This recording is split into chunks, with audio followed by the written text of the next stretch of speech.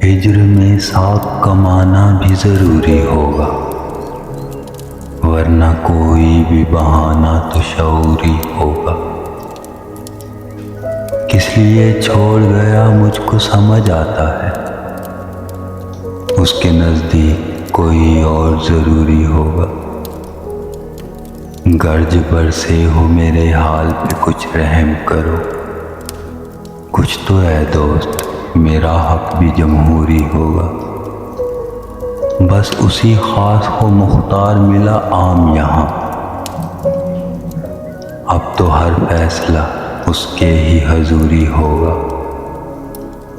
साफ बच के जो निकल जाओगे मेरे जान, फिर न इंसाफ किसी को भी ज़रूरी होगा।